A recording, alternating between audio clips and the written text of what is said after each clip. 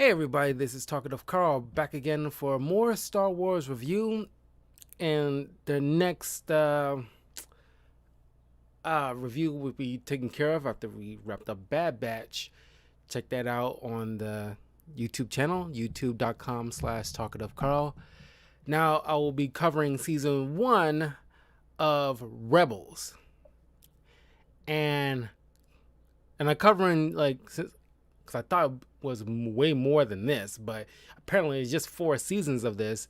So I already covered 2 seasons so far. I'm going to be doing 2 videos of season 1 and 2 in a row, and then next week I'll cover the last 2 before we move into Rogue One and then Star Wars: A New Hope. But yeah, there are bits, like I said, I covered the first 2 seasons so far. Years ago, when this was airing live on TV, like Disney XD and so forth, I caught a little bit here and there. But, now that we get it all at once, I can just go binge it. And it's like, I mean, it's not fair, but I just had to say this because it's my personal feeling. It's not as good as the Clone Wars. I think so far, by comparison, well, which is not a fair comparison. You got 4 seasons while the others had 7, originally 6, but they kind of made up the 7th one to get a proper conclusion. But even then, the first 4 seasons of Clone Wars compared to the first 4, at least just the overall 4 seasons. Well, I didn't see all. You know what I mean? By comparison, so far, I say since I watched only the first 2 seasons of Rebels right now, I can just compare it to the first 2 seasons of Clone Wars, and even still, there's a good chunk of good stuff from Clone Wars. And the animation, let me just jump right on that. The animation is way better in Clone Wars than it is in this. And the story arcs is better handled, because they do at least 2 or 3 kind of arcs. Well, I mean, you get let's say there's a thing with Padme and Anakin, and in season 2 or something or other, I'm just using it an example. They have their own little 2 mini arc kind of thing in one particular season. Then you got maybe an Ahsoka and Plo Koon kind of arc in a couple of episodes right after that in that same season, and it's solid, short, contained stories. And you don't get that. I don't know, is just different writers involved maybe, or half the writers working on that worked on both projects. But it's not it's terrible. It's not the worst show you ever seen, but it just seems like maybe that is because I remember the Clone Wars was airing on partly Toonami, but also just regular Cartoon Network. So maybe there's a little bit more leeway with the story to what you do with it compared to Rebels, because as I remember, it was airing on Disney XD, and by and large, Rebels seemed like it was tailor-made for children. But I think that personally, I think that's and that's how I view it, but I also think that's a detriment to it, because Clone Wars, obviously it can be made for kids, but I always say, stuff, cartoons from primarily late 80s into early 2000s were made, not only for kids as a kid show, sure, but they didn't treat them like okay, let's distract them so that parents can do other things. They're not like just babysitting type of shows. It's not jingling keys in front of the kid's face to distract them. They're like telling good stories and then treat your kids like idiots. And that's a mark of a great cartoon or anime, or or just show in general. And not like Rebels is doing that, but it's just their story, just an animation, and and half of the episodes so far, it seems like, I don't know, there's no meat to it. There's nothing for you to latch on to. There's little when they dealing with like the crux of the Star Wars stuff, when they're not doing side quest bullshit. It's really good. When they're off doing like when the team of you got like Edra Bridger and Kanan Jairus, which I mentioned previously during my Clone Wars review, and like the movies and stuff like that. You know, they're they're smugglers, but smugglers for like helping the like Robin Hood kind of stuff, and trying to stick it to the Empire. Later on, they decided to do more, actual rebel stuff, being part of like the Rebel Alliance, like the early stages of the Rebel Alliance.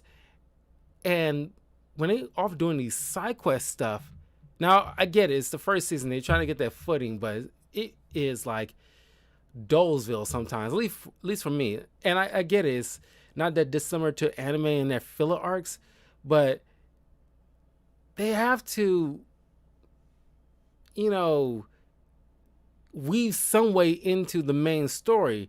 It can be a filler thing, but it has to like at least connect in some way to kind of like, enrich the overall narrative. Kind of like with like picture like the MCU. Spoilers for the MCU. I'm pretty sure it's over 10 years. You guys should have saw, the bulk of them by now. But remember that, scene in Endgame with Captain America lifted Mjolnir's hammer. And Thor said, I knew it. If you saw Avengers 2, which most people didn't like, I actually kind of like Avengers 2. But when Cap budged the hammer, and that kind of like left like, oh, he's possibly worthy. But when you see an Endgame pay that off, it's kind of like, imagine that was like filler. That wove into the overall narrative nicely. It has to use, some facsimile of that. And it just felt like an annoying side quest in the game. And it really didn't, like, I really don't care for episodes like that. But anyway, we covered like the overall characters, the main characters in this little roster of crew. You got Edra Bridger. Let me just go over, when I go over each of these characters, I just want to point out certain things about these people, my likes and dislikes, but I think it's mostly kind of dislikes. This, some of these characters, they have their moments, but it's like, man, I got more out of most of the characters in Clone Wars than this, man. But I think I like Kanan Jairus. I live in Kanan Jairus and maybe Sabine a little bit more than almost any of the characters. And this is my personal take on it. Edra Bridger, when they stick into the overall narrative, when he's trying to learn to be like a Jedi, it's cool. But he is just, when you first introduced him in the pilot, he seems like the annoying version of Aladdin. He's pretty much the street rat. And it's like, I'm keep expecting to hear that song, like, street rat, I don't buy that, or something like that. It's like, I keep expecting him to sing all the Aladdin songs uh, in the animated film, because he's basically that, but he's just attuned to. I mean, like, everybody has connection to the Force, but some are just stronger than others, and that's just how it works. Which is a good thing. Not any kind of connection to the Skywalker's familial line or anything like that. But it's just, I don't know. I just don't like Edra Bridger. It's not like he's a terrible idea of a character. It's just like, there's no fault on the voice actor. I just think he's just annoying, and he make these stupid mistakes. He's like one or two notches better than anything you see from the CW TV series, where they keep repeating the same mistakes and keeping secrets from others just to protect them and blah blah blah. It's better than Edra's stuff is better than that, but just by a couple of notches, because he does stupid things. Thankfully he never repeats it, but it's just like blindly kind of stupid. We'll get into the stupidest part in season 2, but man, it's like you're a teenager, but most teenagers aren't this dumb. I mean, thinking in my adult head, but it's just like, even still, I'm pretty sure people who were teenagers seeing this and thought it's still stupid.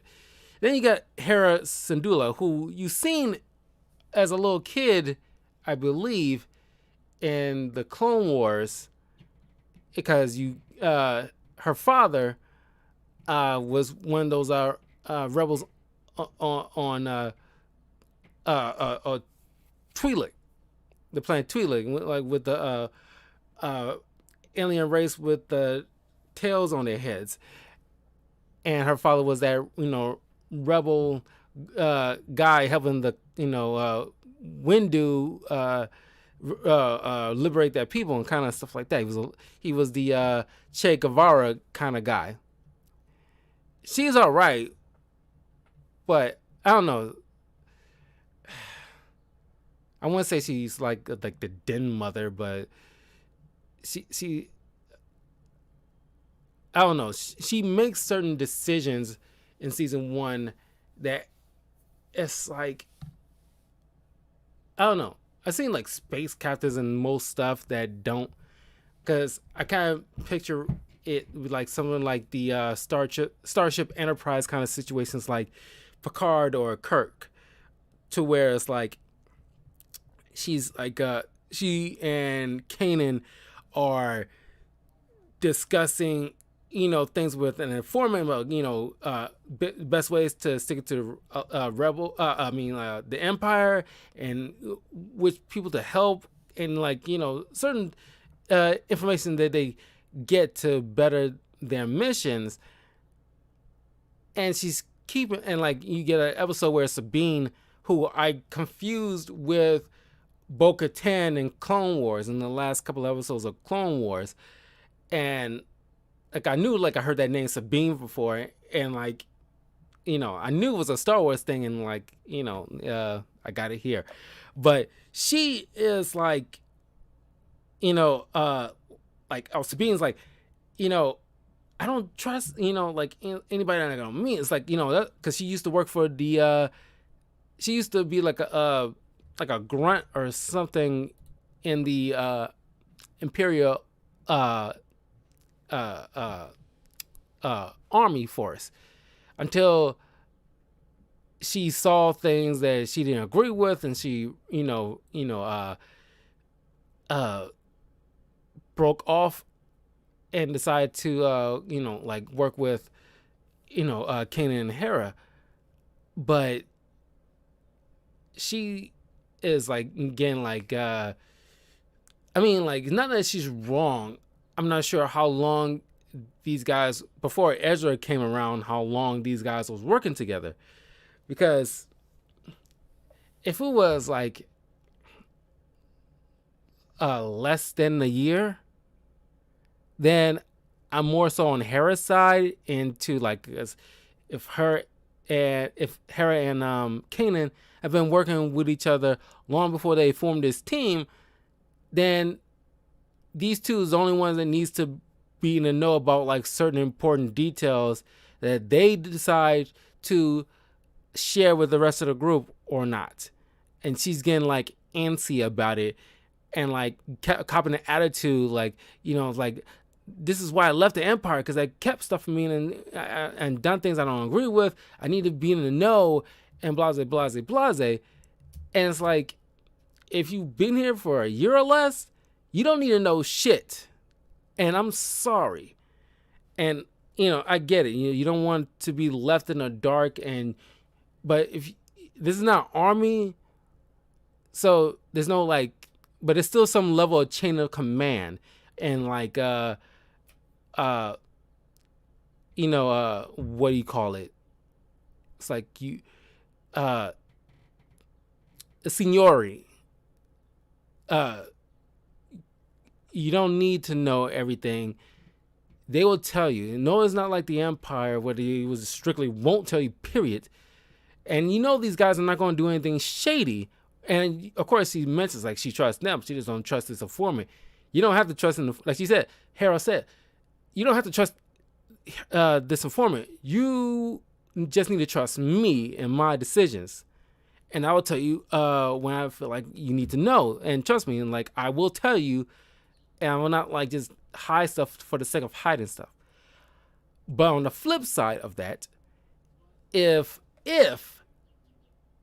before Ezra came around, these crew have been together for more than a year, I think, she's well within her rights to know what's going on. She, I think there's like a certain time frame to where, because this is not an army, so there's no chain of command kind of BS. If we're like, smugglers on a ship and they're rebelling and stuff like that, and I've been here long enough to feel like I should be clued in to certain details, then yeah, Sabine has a point. She, by this point, have probably earned more than earned her stripes to ask questions and need to be answered. And none of that parental bullshit. I'm like, you don't need to know anything. It's like, I'll tell you when I tell you crap. No. And like Erza had like seemed like he has a thing for Sabine, and it's like, how old is Sabine? Because she doesn't seem like she's the same age as Erza, maybe like a couple of years older, maybe. But this is Star Wars, you got like brother and sister kissing each other, so it's not like it's like and then you got, I just watched Solo. You got like a guy had a thing with robots, so it's like, who cares about like, there's no kink shaming, but whatever. But anyway, but she, Sabine's like a Mandalorian. She's a Mandalorian person, and who loves art. And I love, that's why one of the things I like about her is just like I love her artwork. And I think in each season, I didn't check, like I didn't pay attention to every episode, but it seems like each season, she has like a different hair color style. And in season 1, she has like like orange highlights. In season 2, she's got like blue highlights. But she like she decorates her armor, and she got this spray can. She's almost like a graffiti artist. It's almost like on a level of matter of fact, it'd be a cool idea to see like like those music versus battles. You see like an art battle or something like that. Who had like the best art? I know art is subjective, but see like Miles Morales from the Spider-Verse films do all his art and go up against the art from Sabine, and who has like the best artist skills, because like they both have a great art, and I love art. I do have an appreciation of art. I read like lots of comics, so like I have an appreciation of different kind of art styles. Uh, and you got Zeb. I think his full name was Garazeb Aurelios. Voiced by one of my favorite voice actors and my idols as a voice actor myself, as an idol, Steve Bloom. He was a former, how you pronounce it, Lasat honor guard, and he's rebelling. He's part of the Rebel Alliance because he want to fight against the Empire for enslaving his people. And Zeb is cool, but this is where the cartoony stuff comes into play that I didn't care for. The way he's, like bickering with Erza half the time, it's like, it's like, it's kind of like goofy, and it's not even funny. I don't think any kid would think this is funny. Is this supposed to be funny to anybody? I mean, it's like, it seems more so annoying, and it's like pushing each other, and it's like you can tell who they're trying to like placate to, and obviously kids who shove each other or something like that. But this is like little kids who does this to each other, kind of thing. And he's supposed to be some kind of like honor guard warrior. Not that he needs to be a hard case, but I don't know. I think he's supposed to be like the Chewbacca of the crew, because he's like a big strong guy that uses like a rifle kind of thing, and his eyes look like yellow eggs to me, and it's kind of weird to look at. They look like they're about to pop out at any moment. And then of course, finally you got Kanan Jairus, as I mentioned. Like, I'm pretty sure Clone Wars, Bad Batch, because you got a young Kanan Jairus there. Like I mentioned before in my review for the Bad Batch, it leads right into this, whereas like, a good 10 years later, and he's like, well, maybe a little bit longer, maybe, because he looked like he's in his early 20s or mid 20s. Let's say he's 25. So just cap it off. Let's say he's 25. Sometime definitely went by, and there's been like comics to see. Cause I want to review some Star Wars comics for the channel too, because there's a bunch of comics outside of Marvel and DC that I want to review for the channel. Definitely Star Wars, because I've been reading, a fair bit of Darth Vader stuff, but I haven't read anything outside of that Star Wars related though. But there's been panels that I've seen to see like a young Kanan Jairus. I think I watched this on, if you ever watched the YouTube channel Lore Master, they cover lots of things Star Wars. They're great. And you see like a young Kanan Jairus after the events of Bad Batch, and his master getting gunned down, and he's on a run, and he had to hide his lightsaber and cut off his own Padawan tail just to completely go incognito. And like you see his, growing up into the life of like a smuggler, and then hiding from the Empire completely, like not completely, but like for the most part, like 80% to 90% turning his back on his Jedi ways just to keep himself, to survive basically, because the Jedi are pretty much like an extinct species, not extinct, but more like an endangered species, I should say, because it's kind of like House of M for the Jedi, whereas like only 10%, 5 to 10% of them left. Possibly 10%, because there's always Force sensitive still out there that haven't gone through the Jedi stuff. But it's a good like 10% of them that pretty much have to regrow their like numbers over time. But they were significantly been reduced, and so he's been in hiding not unlike Cal Kestis in Jedi Fallen Order. And he eventually meets Hera, and then you start this whole crew thing. He's all right. Because eventually they meet up with, during the pilot, they meet with Ezra, and like he's an anointed Aladdin. He's trying to steal from what they're stealing.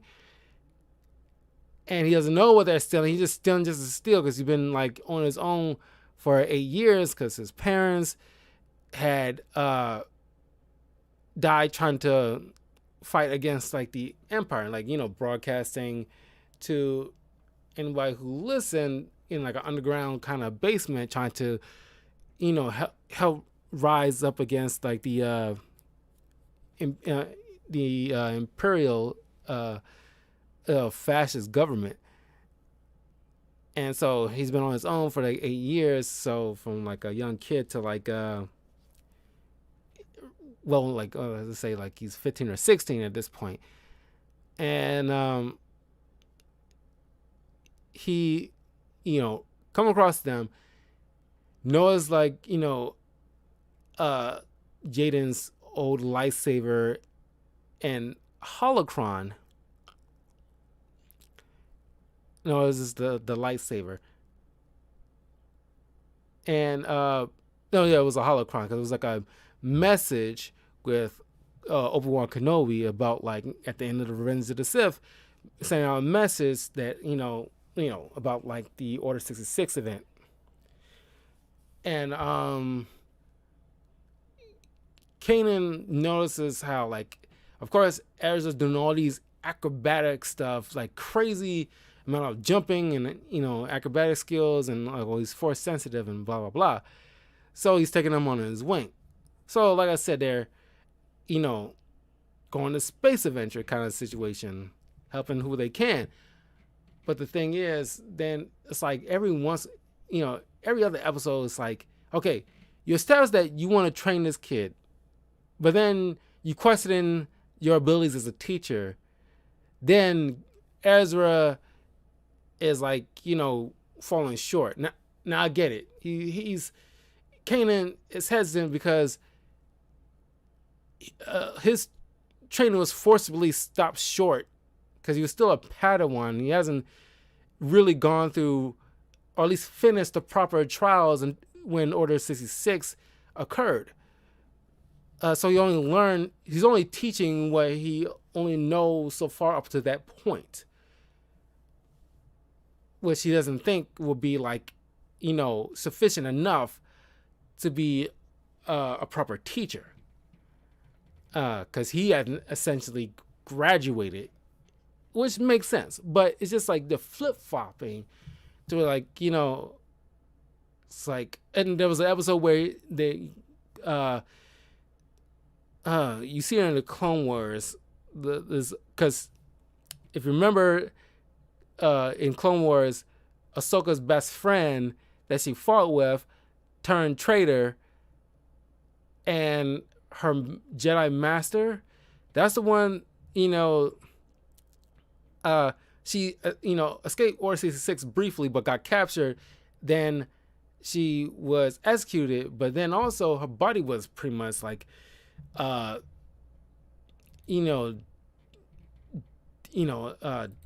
desecrated or violated, and it was, you know, used as a prop in a way. Her corpse was used as a prop in a way to like, you know, entice people. It's kind of like the way like at first in Revenge of the Sith, where they're trying to trick Jedi to come to the Jedi Temple until Obi-Wan Kenobi fixed that, so nobody is led into a trap. But they use her body in order to like trick, you know, any kind of rebels or any possible specks of Jedi that might be in hiding, and come to this little essentially ambush to get completely killed. So that's what happened, because like Kanan was just questioning his abilities to lead Ezra, and then after they saw that, which is probably one one of the most gruesome things I've seen in Rebels so far. Like I said, sometimes it feels like a freaking kids show. Like, not like Nick Jr., but it's like just like when you put like, Avengers of Gumball kind of level of stuff, but it's a certain level of age gap, it feels like. And sometimes you get like the quality of Clone Wars. But when it gets intense, it can get intense. Yeah, there's other things that's carrying on here. You get the part of Ezra's training. He goes to the Jedi Temple. Another like awesome episode that actually is probably one of my favorite, at least one of. There's only like a few great episodes out of this season that I actually really, really dug. This is one where he's going to the Jedi Temple, and he's pretty much kind of like what you saw with Cal Kestis in Derpy Gaming, quality content. Like, thank you. I don't know if I'll put it as quality content. I'm just a streamer for fun, kind of thing. But yeah, if you ever play Jedi Fallen Order, you see that part of the game where he's going to this, because there's several Jedi temples that was hidden even from like the Galactic Republic, that the Jedi kept underneath under their sleeves just in case. Kind of like, like Batman has several hidden Batcaves across Gotham, so in case he needs like a quick thing and he can't make it, he doesn't have time to go all the way back to the main Batcave, he got like, little hubs here and there to at least do little stuff, not like as big as the Batcave, but just like, it's kind of like, in case you can't go to the hospital, you got like a first aid kit kind of situation. It can, at least,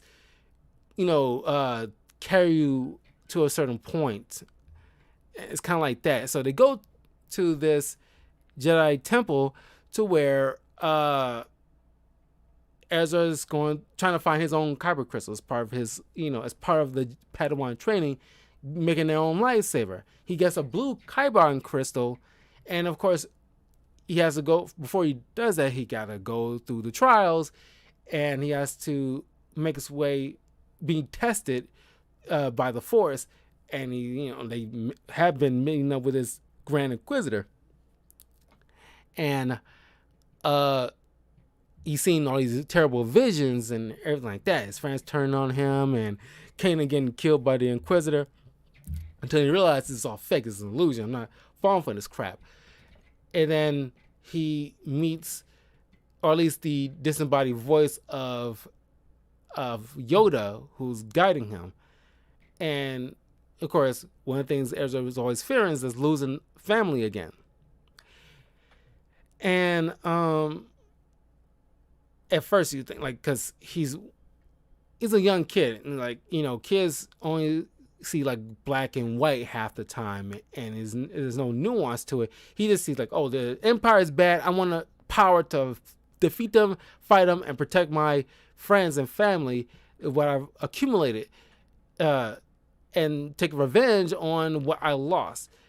And Yoda's, pretty much getting into his head is like, you think that's the way of the Jedi kind of thing? And like, say what you will about the old school way of Jedi things, the main thing they taught that, like, I do agree with, is the fact that you don't want to abuse your power. And it's like, if you're hurting, which they should have like some kind of counselors for that kind of crap though, so you can less likely have a Jedi fall prey to the dark side. But it's like with Spider-Man, with great power comes great responsibility. And just because you have the power to do something doesn't mean you always need to like enforce it or impose it on others. That's what you got the Imperials for, and like the Sith and Sidious, because they imposes their power on oppress people.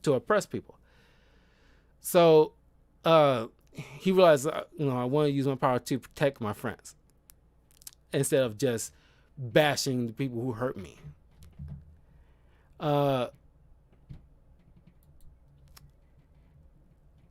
Um, what else? Okay, yeah, like Grandma Tarkin, because there was another. Oh my God, there was another kind of like sometimes gruesome scenes is something you don't need to see that makes it all more powerful. When these two, uh, you know, no one call them dimwits, but it's kind of like Laurel Hardy. Well, you might not know who that is, but it's kind of like big dumb guys, skinny smart guy, but they're kind of like idiots in their own right. Pretty much Tweedledee and Tweedledum kind of stuff. And the Imperial officers, and they keep trying but failing to stop this small group of rebels with Zeb and Kanan and so forth, and they keep getting one upped. And so they're sitting in like the office of Tarkin, and you got like I forgot the name of like Sideburns guy and this British lady. I know they got names, but they're escaping me right now. But then you got also the Grand Inquisitor standing behind them as Tarkin is like asking like, "Oh, why you keep letting these guys keep beating you like that?" And you got like the numbers of manpower and all this other stuff.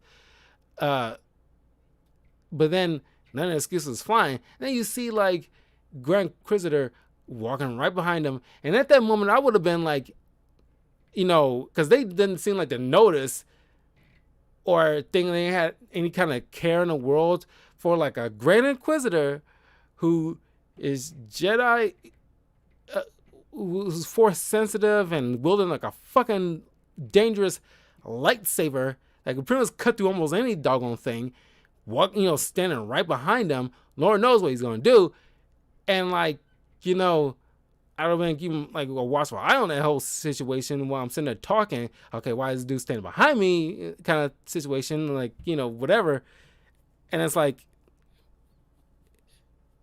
hell, I would be shitting my pants, but I'll be like, okay, is this guy gonna kill me? Because if you're gonna kill me, just doing it in front of my face, and not trying to do some sneaky shit.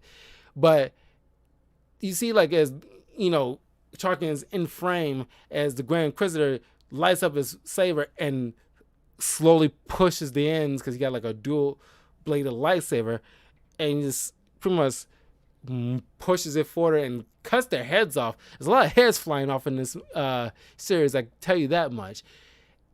And Tarkin just ain't suffering no fools until he gets his ass handed to him by these guys too. Then of course, like Kanan later beats this guy after he gets captured. When they at first there's one episode when like they think like, oh, there's like some hidden message, or at least like this message coming from this guy they assume is part of the hidden rebel alliance, at least one of the leaders of the hidden rebel alliance, sending out little codes and stuff like that for any rebels to hear and understand the encryption kind of thing to find this hidden place so they can meet up and blah blah blah. But they soon discover that this guy was a fraud. He's an Imperial spy. Hera pretty much assumed that, given like certain things he's doing, like constantly falling down, slowing them up. It's like things like that. It's just like and asking certain questions that it seems like you shouldn't be, like, he's too thirsty to be asking. Just constantly while they're trying to get the hell out of there. So pretty much like figured that out. Then they come to the conclusion, okay, we're gonna make our own little message for the rebels, hidden throughout the system. So they go and try to use one of the Imperial's little broadcasting stations, and while they get the job done, Kanan gets captured in order for the rest to escape. He's getting tortured. Ezra, has to go to one the people that they help them with their smuggling. This horned demon looking guy, and Hera giving him Ezra shit for wanting to do everything he can to rescue Kanan. And this is where like the moment where I don't like Hera, because like, yeah, she understands the rules, and no, it isn't like she doesn't care, but she's trying to follow the thing that her and Kanan agreed upon, that nobody will go back for one another in case something happens, so they won't endanger the rest of the group. But it was like a I won't say a clusterfuck, but it's like she like this better be good, or like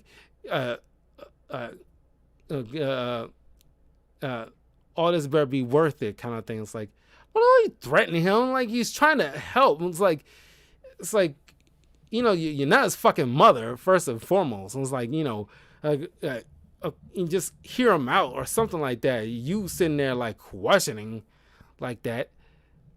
I mean, he wouldn't go through all this just for a fucking bad idea. That he didn't, he obviously go through all this. He has to, on some level, think it through. So give him a benefit of the fucking doubt. So they enact a plan. They break in and rescue Kanan, but Ezra and Kanan fight off the Grand Inquisitor. He ends up dying, and Ezra getting like a scar and everything like that. And then while making their escape, they kind of embarrass Tarkin by even like attacking his own ship after getting his ass handed to him after he was given his subordinates shit for like letting these rebels escape their clutches over and over again. Like, now your ass is like embarrassed. So now towards the end we get Vader, who comes in and to like step in for the Grand Inquisitor, and you get like a final shot as the screen cuts to black and you hear that Vader breathing noise, and it's awesome way to end season 1. But yeah, I just covered the key points that I thoroughly like. Everything else seems like very side questy and it's like kind of boring, and like the animation in this is like not terrible. It's like, I do not want to say it's terrible, but the quality kind of lacks by comparison to Clone Wars. And something about the Clone Wars, I'm not sure what it was, but it seems, because they look like boxy cardboard or something like that in Clone Wars, was I usually joke about. Like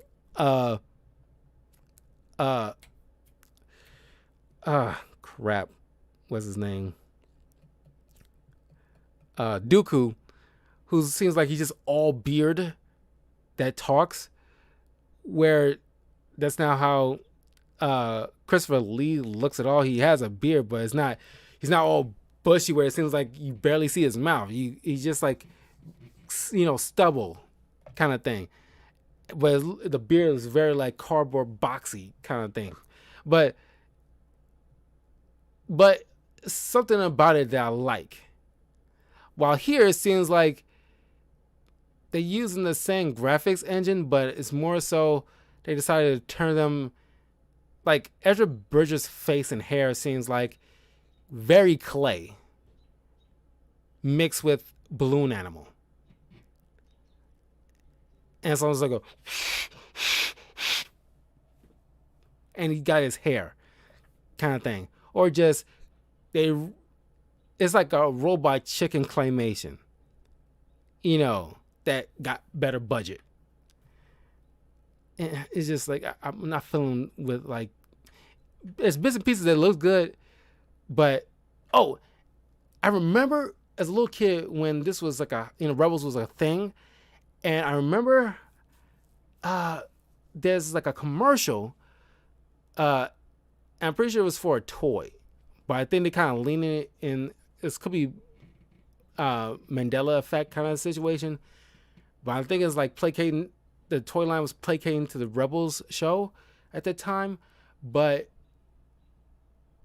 the way Vader looked during the original series isn't the way that he looks here in Rebels, because it looks like his mask is more scowling. Like, because I remember a trailer to the toy, I'm pretty sure it was a toy, where it kind of like looked like he's frowning and it comes to like a furrowed brow to look more menacing. And it's like I don't hate it, but I don't think it was necessary to make him more intimidating. He was already intimidating. But other than that, like I said, there's bits and pieces here. Like if they stay to if they were stuck to like the main crux of like the main line, like Ezra studying to be a Jedi and directly, trying to fight against the Empire, none of these side quest BS, then this would have been a whole lot better for me. But I'm curious to know what you guys thought of season 1. And like I said, it's bits and pieces, but man, it doesn't hold up that good to comparing to the Clone Wars. But leave a comment below. Let me know what you thought of season 1 of Rebels. I'll see you in a little bit as I go over season 2. So yeah, I will see you